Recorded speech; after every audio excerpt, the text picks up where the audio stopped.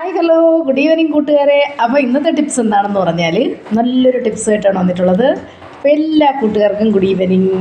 അപ്പോൾ ഞാൻ പുതിയ വീഡിയോ ആയിട്ട് വന്നത് എന്താണെന്ന് പറയാം. അതായത് നമുക്ക്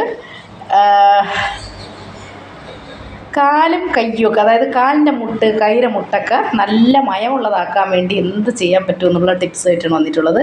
അപ്പോൾ അതുപോലെ തന്നെ വേറെ ഒന്ന് രണ്ട് ടിപ്സുകളും കൂടി പറയാനുണ്ട്. അപ്പം ഈ ടിപ്സ് എന്താണെന്ന്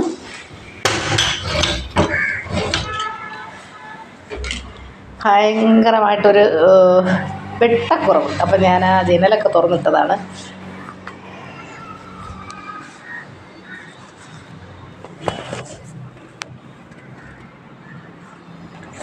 ഒരു വെട്ടമില്ല കൂട്ടുകാരെ, എന്തരാണെന്ന് അറിയില്ല. അപ്പം ഞാൻ ആ ജനലെല്ലാം തുറന്നിട്ട് ഒരു മങ്ങൽ വീഡിയോയ്ക്ക്. അപ്പോൾ അതെന്താണെന്ന് അറിഞ്ഞുകൂടാ.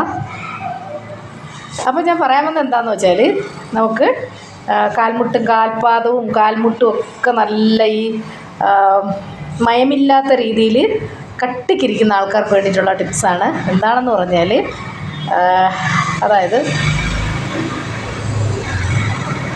കുറച്ച് ഗോതമ്പിൻ്റെ തവിടെടുക്കുക. തവിടെടുത്തതിന് ശേഷം അതിൽ കുറച്ച് പാലിൻ്റെ പാടയും ഗ്ലിസറിനും കൂടി ആഡ് ചെയ്ത ശേഷം അത് കാൽമുട്ടിലും കൈമുട്ടിലും ഒക്കെ എന്ത് ചെയ്യണം, മസാജ് ചെയ്ത് കൊടുക്കണം. വളരെ നല്ല റിസൾട്ടാണ്.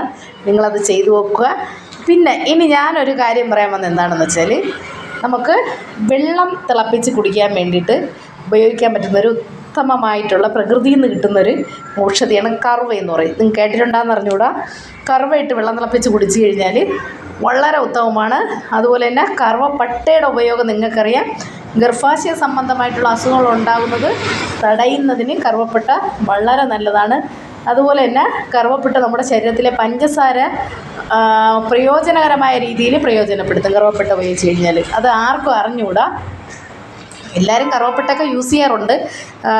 പിന്നെ കരളിലെ കൊഴുപ്പ് കളയാൻ വേണ്ടിയും മറ്റും അങ്ങനെയൊക്കെ യൂസ് ചെയ്യാറുണ്ട്. പക്ഷേ ഏറ്റവും നല്ല ബെസ്റ്റ് എന്ന് പറയുന്നത് ഇങ്ങനെയുള്ള കാര്യങ്ങൾക്കൊക്കെ കറുവപ്പട്ടയും കറുകയുടെ ഇലയും വളരെ നല്ലതാണ്.